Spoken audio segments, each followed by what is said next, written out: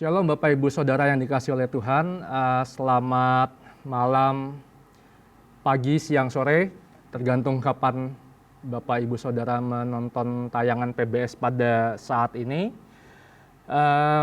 Senang sekali boleh berjumpa kembali dalam Petamburan Bible Study untuk hari ini dengan tema keimanan dan keilmuan, Faith and Science.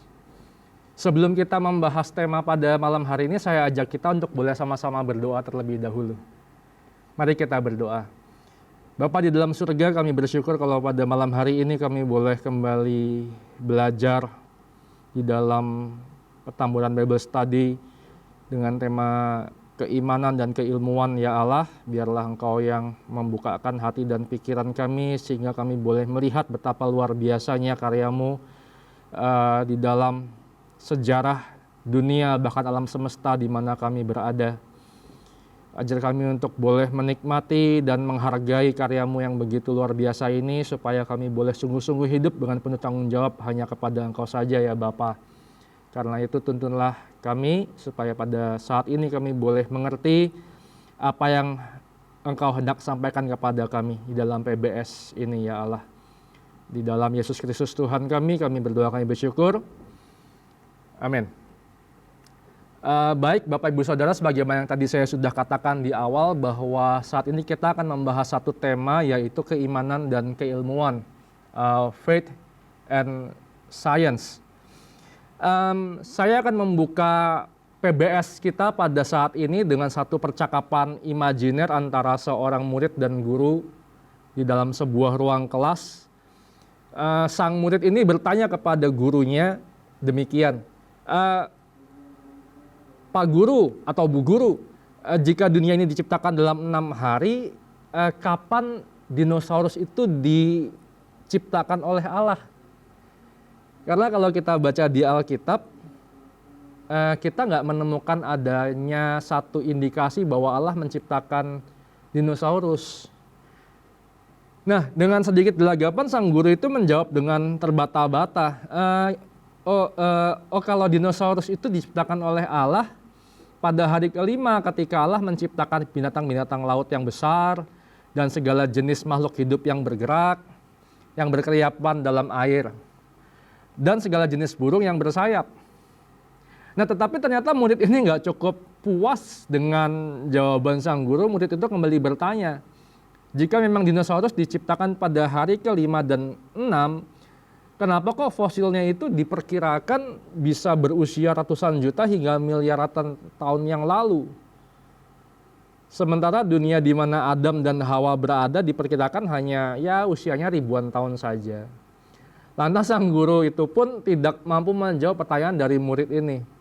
Ya, anggaplah ini satu pertanyaan di dalam satu ruang kelas teologi, kira-kira seperti itu. Bapak Ibu Saudara yang dikasihi oleh Tuhan, mungkin hal serupa juga pernah terjadi dalam kehidupan kita. Orang-orang yang bertumbuh dalam tradisi dan didikan Kristen yang taat kerap kali juga menemukan ketegangan ketika iman Kristen mengatakan bahwa manusia diciptakan oleh Allah, akan tetapi ilmu pengetahuan berkata bahwa manusia itu merupakan hasil evolusi dari primata seperti kera atau simpanse. Sehingga para praktisi ilmu pengetahuan memiliki keberatan-keberatan terhadap keimanan. Misalnya, ada seorang bernama Richard Dawkins, seorang ahli etologi dan biologi, menuliskan di dalam buku yang berjudul God Delusion, Anda tidak dapat menjadi seorang pemikir ilmiah dan tetap memegang kepercayaan agamawi.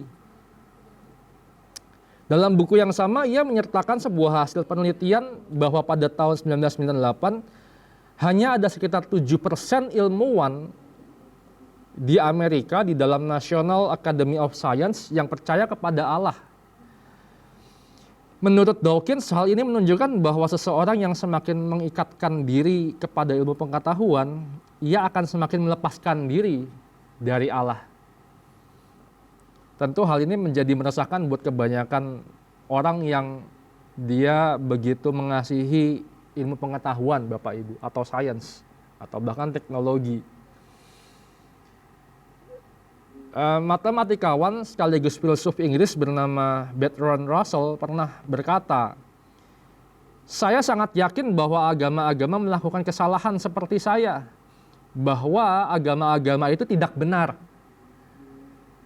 Di dalam bukunya Why I Am Not a Christian, Russell menuding bahwa kekristenan telah menjadi musuh bagi kemajuan intelektual, terutama di bidang ilmu pengetahuan. Konflik antara beberapa teori keilmuan dan keimanan Kristen memang ada, tetapi tingkat pertentangan itu cenderung dilihat dari sudut pandang yang negatif. Sehingga pengaruh positif kekristenan terhadap ilmu pengetahuan jarang diakui. Padahal jika kita melihat secara historis, kekristenan dan ilmu pengetahuan itu justru sering menunjukkan satu hubungan timbal balik yang saling membangun daripada saling menjatuhkan atau bahkan menghancurkan. Di dalam perkembangan dunia yang semakin pesat, kerap kali akan ada begitu banyak pertanyaan, bahkan pertentangan yang timbul dalam diri orang Kristen karena perbedaan pandangan antara keilmuan modern dan keimanan tradisional, artinya keimanan yang diturunkan secara tradisi dari gereja mula-mula hingga gereja modern pada saat ini.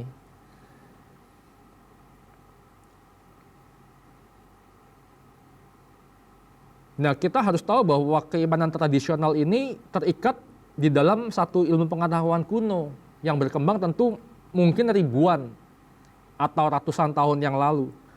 Persoalan sesungguhnya adalah manusia cenderung membuat pilihan-pilihan antara keimanan yang diturunkan secara tradisional atau keilmuan yang selalu termutakhirkan seiring kemajuan zaman.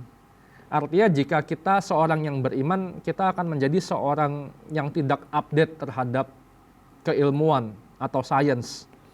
Pilihan kedua inilah yang kerap kali digunakan oleh kelompok penganut ateisme untuk menolak adanya sosok yang ilahi. Padahal kalau kita pikirkan dengan baik-baik, keberadaan Allah tidak dapat secara demonstratif dibuktikan ataupun dibantah. Artinya, sederhananya, buat apa kita membantah keberadaan sesuatu yang tidak ada? Karena itu, untuk membantu kita mengatasi ketegangan antara keimanan Kristen dan keilmuan modern, kita perlu melihat sejarah kegiatan ilmiah yang berkembang tentu saja seiring dengan perjalanan dunia ini, sejarah dunia ini. Yang pertama, ilmu pengetahuan kuno. Beberapa peradaban besar kuno seperti Mesopotamia, India, China, Mesir, Yunani, dan Roma mengembangkan beberapa pencapaian ilmu pengetahuan dan teknologi yang signifikan dengan cara-cara kecil memberikan kontribusi bagi pemikiran pra-ilmiah. Masyarakat kuno pada masa itu tidak memiliki kerangka filosofis yang diperlukan untuk melahirkan kegiatan eksperimental yang sekarang dikenal sebagai ilmu pengetahuan modern. Nah, pada saat ini juga bersamaan dengan bangkitnya budaya Yunani kuno yang menjadi satu cikal bakal ilmu pengetahuan kuno di barat. Dengan prestasi mereka yang signifikan di bidang matematika dan logika, kita tentu pernah mendengar nama-nama seperti Pythagoras yang hidup di sekitar tahun 500 sebelum Masehi hingga masanya Aristoteles yang hidup di masa sekitar 300 sebelum Masehi. Di sana atau budaya Yunani kuno ini tidak memiliki penekanan eksperimental dan pengujian yang begitu penting bagi sains barat modern. Sementara itu berbeda dengan ilmu pengetahuan di barat yang menekankan pada logika.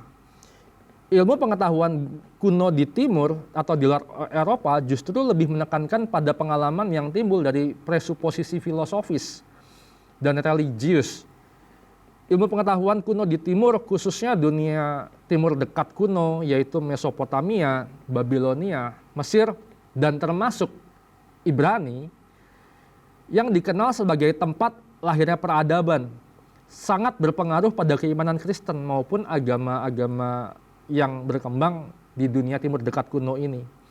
Artinya kalau kita hendak memahami cara pandang iman Kristen, kita juga sebenarnya perlu mengetahui tentang peradaban yang ada di sekitar bangsa Israel atau Ibrani.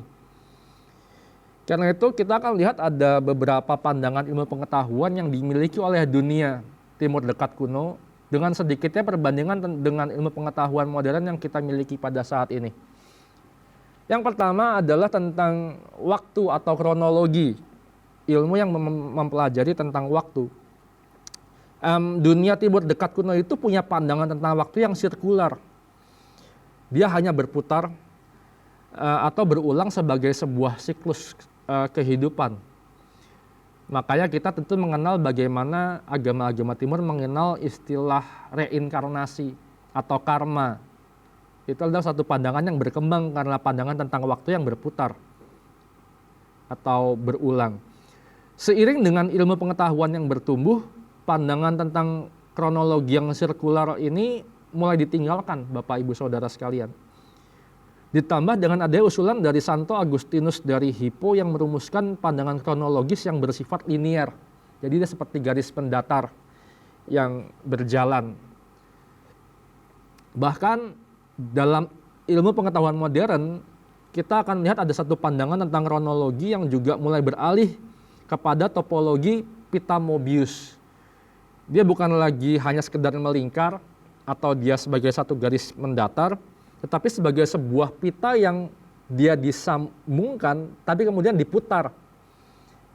Sehingga di situ kita akan lihat bahwa di dalam pita itu hanya ada satu sisi dari satu buah benda yang berbentuk pita itu.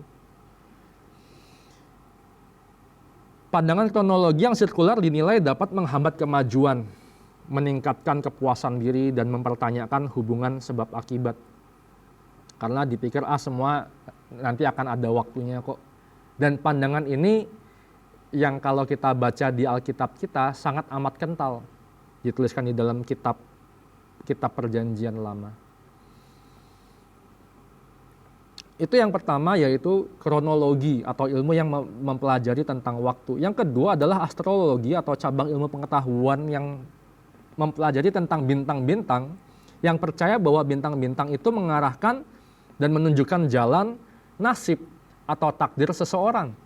Meskipun astronomi dikembangkan dari astrologi, tetapi astronomi tidak memiliki satu pandangan fatalisme yang ada di dalam astrologi, di mana fatalisme ini adalah satu penekanan inisiatif manusia dan menghalangi penyelidikan ilmiah yang sejati. Karena apa? Karena pandangan fatalisme berpandangan bahwa semua yang ada di muka bumi itu sudah memiliki takdirnya masing-masing. Sudah ada jalan hidupnya masing-masing. Artinya buat apa kita mencari sesuatu yang baru di bawah dunia ini? Yang ketiga adalah kosmologi atau ilmu yang mempelajari tentang kosmos atau dunia atau bumi. Kosmologi dunia timur dekat kuno melihat bumi berbentuk datar, seperti sebuah piringan, sementara langit atau cakrawala berbentuk seperti kubah yang memiliki pilar penahan di atas bumi. Di samping itu, kosmologi timur dekat kuno juga percaya bahwa matahari bergerak mengitari piringan bumi yang datar, sementara bumi sendiri tidak bergerak. Dengan kata lain, bumi merupakan pusat atau poros dari pergerakan benda-benda langit yang dipahami pada saat itu.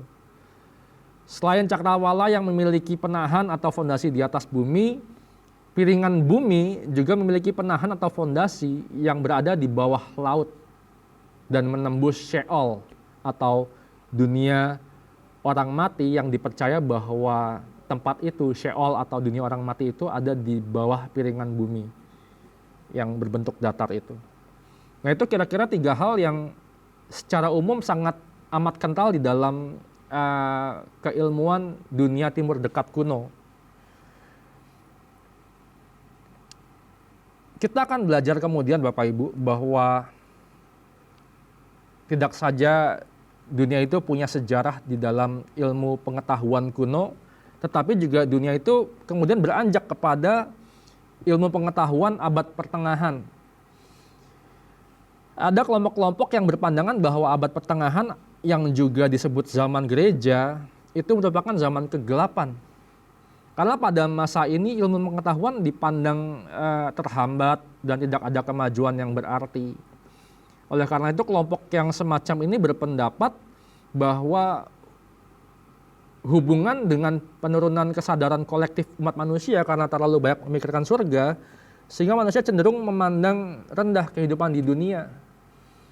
Karena gereja melulu bicara tentang surga, surga, surga, dan surga, maka seolah-olah tanggung jawab di bumi ini ditinggalkan oleh orang-orang percaya atau orang-orang Kristen pada saat itu. Akan tetapi pandangan ini tidak sepenuhnya benar, Bapak Ibu Saudara sekalian.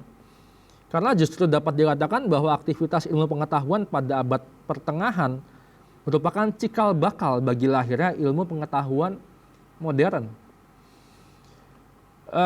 Alistair McGrath, seorang teolog dan ilmuwan dari University of Oxford, mengidentifikasi ada 3 tahap perkembangan abad pertengahan yang memelopori munculnya ilmu pengetahuan modern di kemudian hari.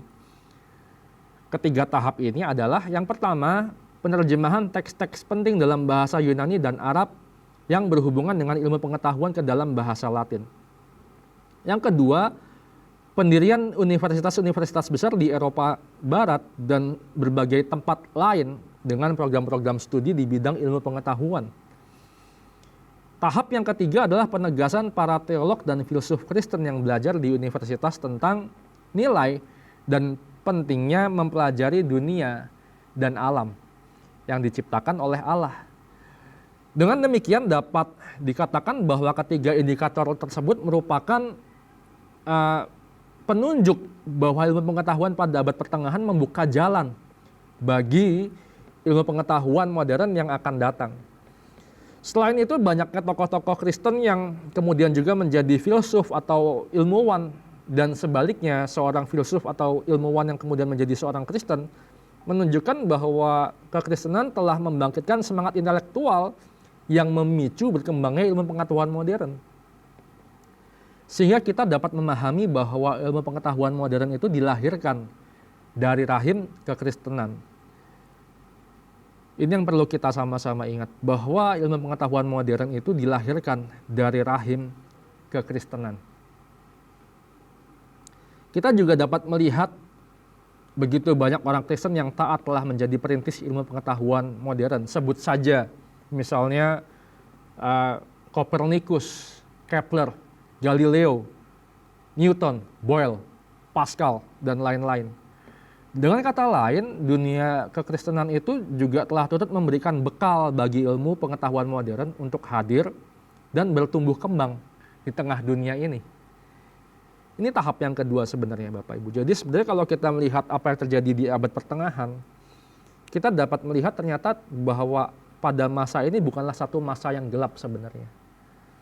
Kalaupun misalnya masih ada orang yang berkata bahwa pada masa ini adalah masa kegelapan atau dark ages, kita dapat tetap percaya bahwa sehabis gelap terbitlah terang. Mengingat bahwa satu adanya perjalanan waktu yang akan terus berjalan di tengah-tengah dunia ini. Itu masa yang kedua, ilmu pengetahuan pada abad pertengahan. Yang ketiga, yaitu ilmu pengetahuan modern atau yang kita hidupi pada masa ini. Ilmu pengetahuan modern yang baru berkembang pada abad ke-16 dan 17 itu dimulai dari satu era Renaissance hingga Aufklärung di Prancis atau masa Enlightenment atau pencerahan. Salah satu sejarah dunia yang sangat amat mengubah wajah dari dunia di mana kita tinggal pada hari ini. Salah satu pelopor dari masa pencerahan adalah seorang filsuf, matematikawan, dan ilmuwan Prancis bernama René Descartes. René Descartes ini mengemukakan satu ide, yaitu cogito ergo sum. Saya berpikir, maka saya ada.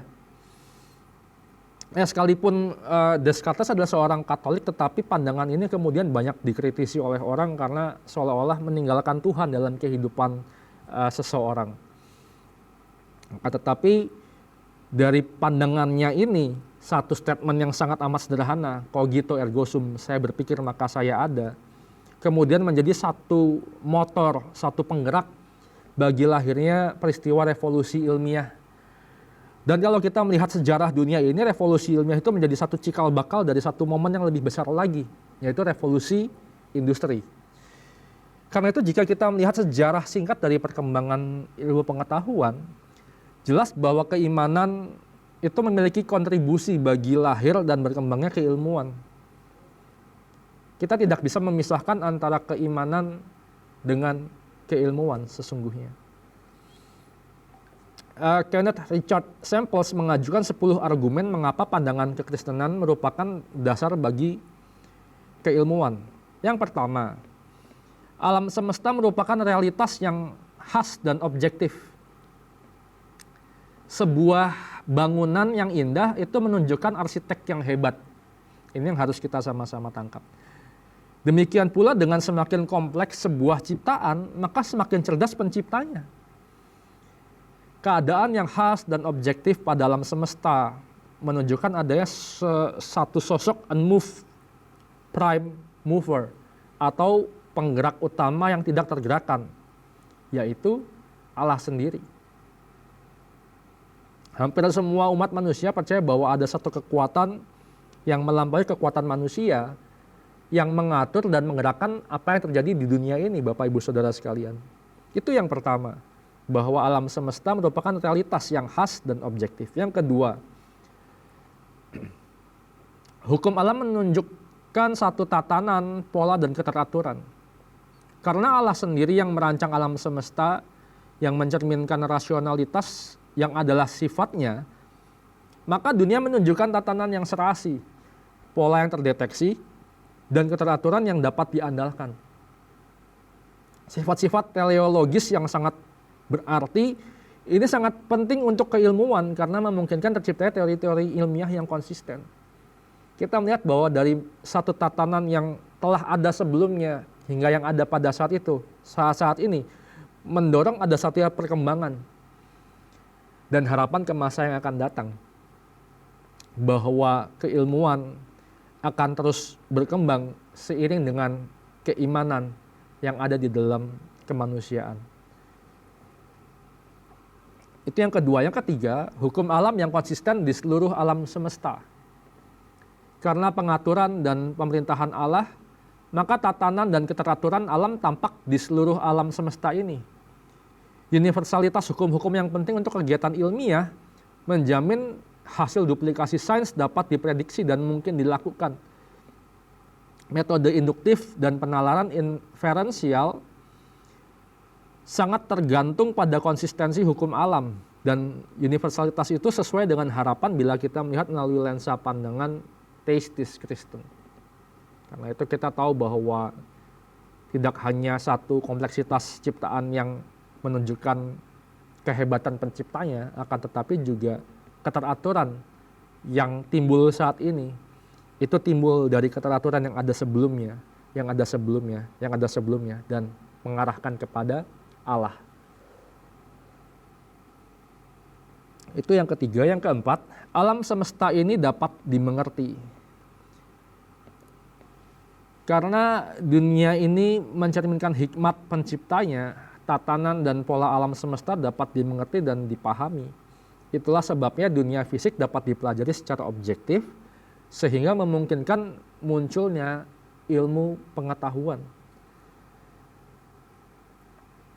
Yang kelima, dunia ini baik, berharga, dan layak dipelajari dengan cermat. Di dalam Kejadian 1 ayat 31, Allah menyebut ciptaannya sungguh amat baik. Tidak hanya menyatakan ciptaannya demikian, Allah juga memberikan perintah kepada manusia untuk mengelola kehidupan dan sumber daya yang hidup dan yang tak hidup di planet di mana kita ada, di dunia di mana kita ada.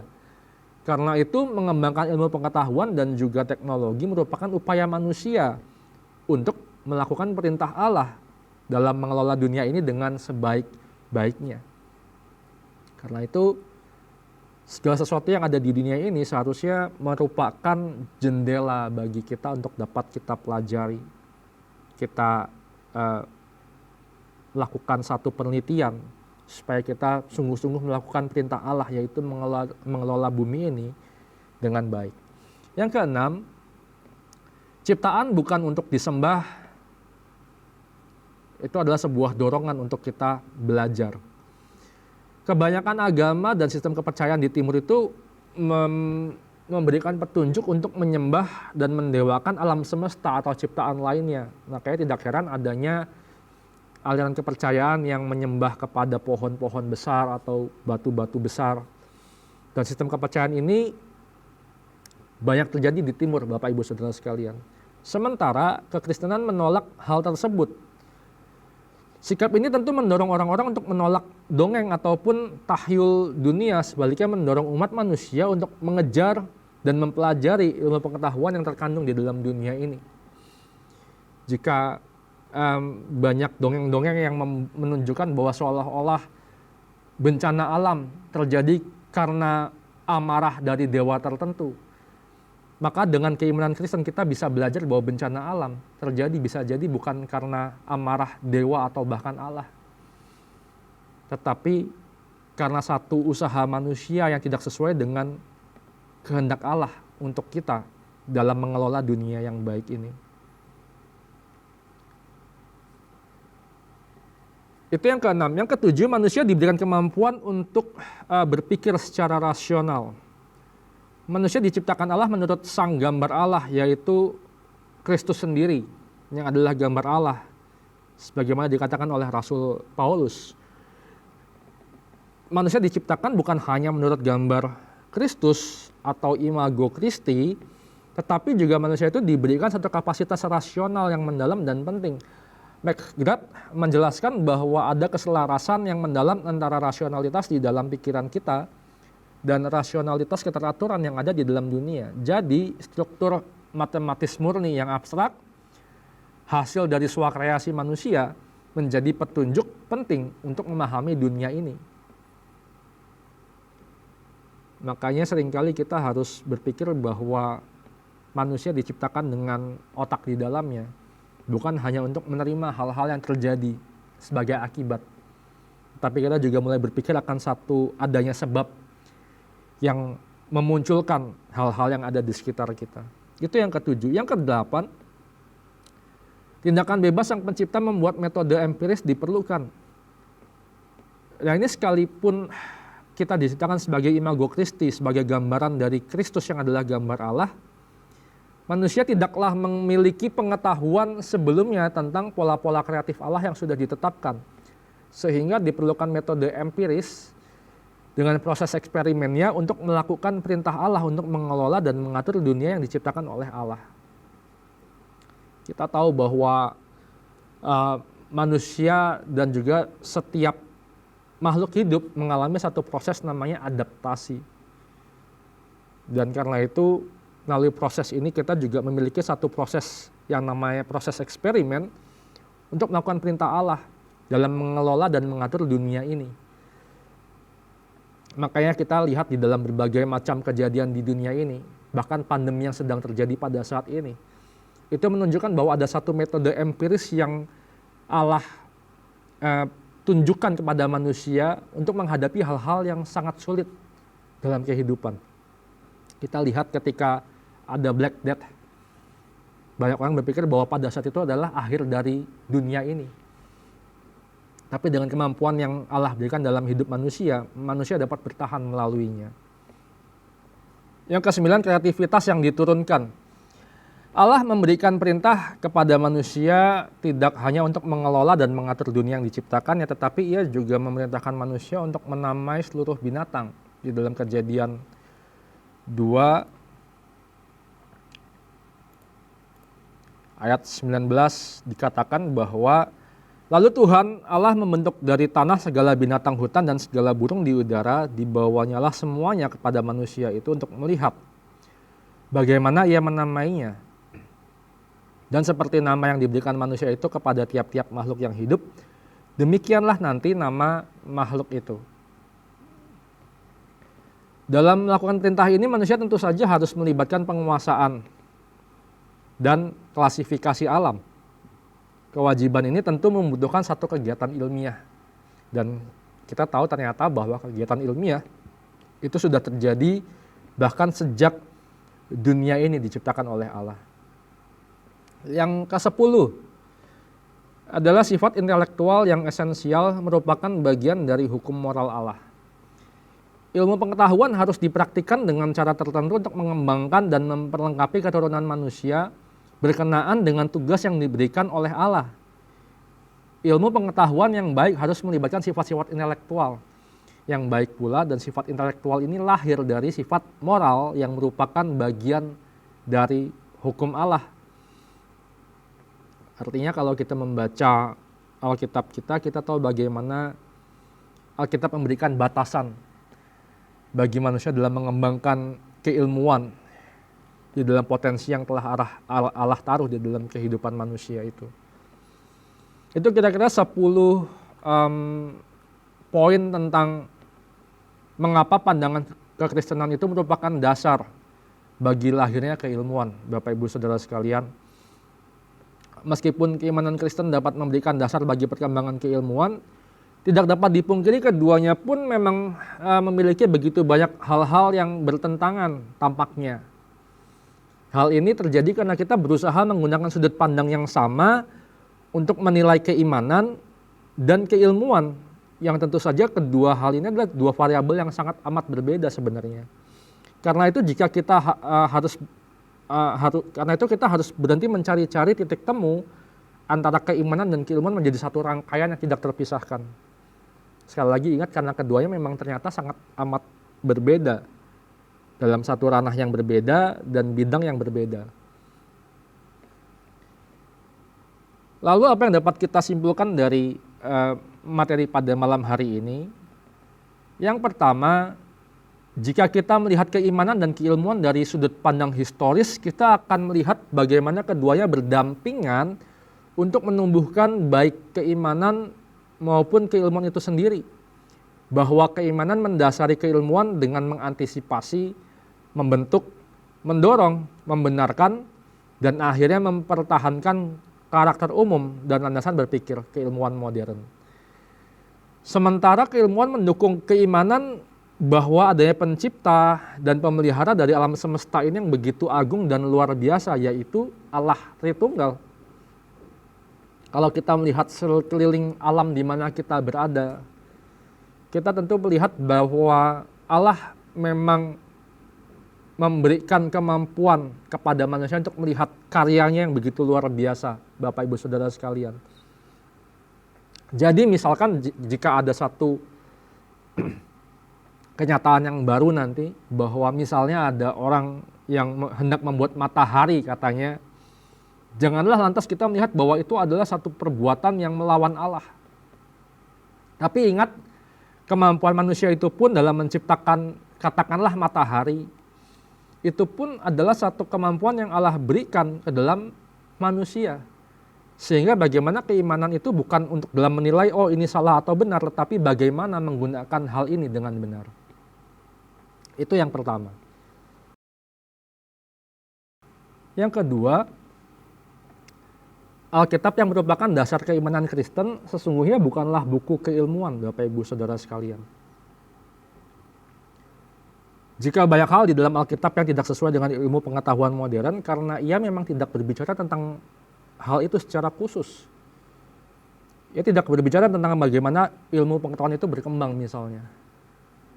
Tapi justru menunjukkan bahwa dalam sejarah dunia ini, sejarah bangsa Israel, kita lihat bagaimana pengetahuan itu juga terus berkembang di dalam sejarah itu.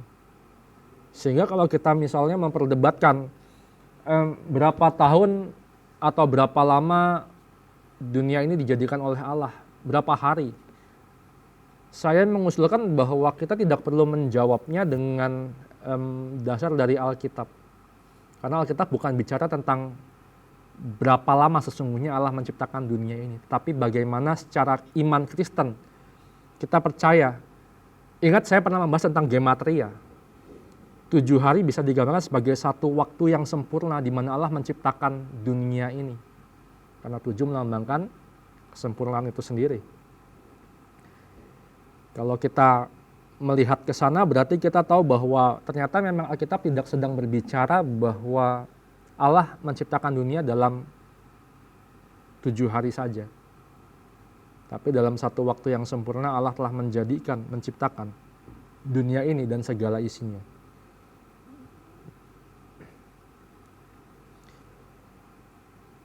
Selain itu, Alkitab memang yang menjadi dasar iman Kristen ini sejatinya berbicara bukan tentang keilmuan, tetapi tentang sejarah keselamatan yang dikerjakan oleh Allah Bapa melalui Kristus dengan kuasa Roh Kudus. Sehingga dengan kita melihat Alkitab kita akan belajar memahami bahwa Alkitab berbicara sejatinya bukan tentang teknologi, bukan tentang kemajuan zaman, bukan tentang permutakhiran pengetahuan, tetapi tentang keselamatan yang Allah kerjakan sejak penciptaan kejatuhan manusia ke dalam dosa, hingga inkarnasi Kristus, kematian kebangkitannya, dan hingga hari ini. Demikian yang dapat saya paparkan Bapak Ibu. Kiranya materi dapat membuat kita semakin memahami tentang kaitan antara iman dan pengetahuan, faith and science. Dan kita mulai bisa berhenti mempertentangkan keduanya, melainkan melihat keduanya sebagai satu kesinambungan, satu alur yang tidak terpisahkan, supaya kita boleh semakin mengenal Allah yang bekerja di dalam manusia untuk memajukan dunia ini. Kalau Bapak Ibu punya pertanyaan mengenai tema pada saat ini, Bapak Ibu bisa mengirimkan pertanyaan Bapak Ibu ke nomor yang ada di layar Bapak Ibu. Kami berharap kami dapat menjawab apa yang dapat kami jawab dari pertanyaan Bapak Ibu mengenai tema pada saat ini, yaitu iman dan ilmu, faith and science, keimanan dan keilmuan. Baik, sebelum kita akhiri, saya ajak kita untuk sama-sama berdoa terlebih dahulu. Bapa di dalam surga, kami bersyukur kalau pada malam hari ini kami boleh belajar sedikit banyak tentang keimanan dan keilmuan. Kami belajar malam hari ini untuk tidak mempertentangkan antara iman yang kami miliki dan ilmu yang ada di sekitar kami, Tuhan. Tapi kami boleh melihat kedua halnya sebagai satu cara dalam mengagumi karyamu yang begitu luar biasa. Baik karyamu yang telah menciptakan dan memelihara dunia ini, dan juga karyamu yang menyelamatkan kehidupan manusia dan dunia ini. Terima kasih buat apa yang telah Engkau nyatakan kepada kami pada saat ini, supaya kami boleh sungguh-sungguh mengerti dan menyadari betapa luar biasanya Allah yang kami sembah di dalam Kristus Yesus. Karena itu Roh Kudus terus mampukan kami untuk boleh mengerti setiap kehendak-Mu. Jika Engkau sungguh-sungguh inginkan kami untuk berpikir dan bekerja, biarlah terjadi demikian. Karena itu kami akhiri PBS pada malam hari ini dengan satu nama, Yesus Kristus Tuhan kami. Haleluya, amin. Sampai jumpa dalam PBS berikutnya. Tuhan Yesus memberkati.